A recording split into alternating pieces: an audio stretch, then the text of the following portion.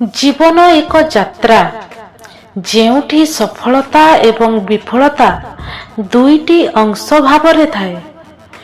ଯଦି ଆମେ ଏହି ଯାତ୍ରାରେ ସଫଳ ହେବାକୁ ଚାହୁଁ, ତେବେ ଆମକୁ ଦୃଢ଼ ସଂକଳ୍ପ, ଶ୍ରମ ଏବଂ ଅଧ୍ୟବସାୟ ରଖିବା ଅତି ଆବଶ୍ୟକ।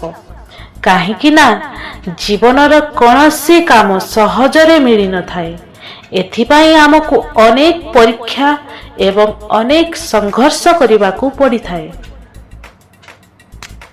ଏକଥା ଏକଦମ ସତ୍ୟ ଯେ ଯିଏ ଦୃଢ଼ ସଂକଳ୍ପ ଏବଂ ଅଧ୍ୟବସାୟ ସହ ନିଜ ଲକ୍ଷ୍ୟ ପ୍ରତି ଅଗ୍ରସର ହୁଏ, ସେହି ବ୍ୟକ୍ତି ଏକ ନା ଏକ ଦିନେ ସଫଳ ହୋଇଥାଏ।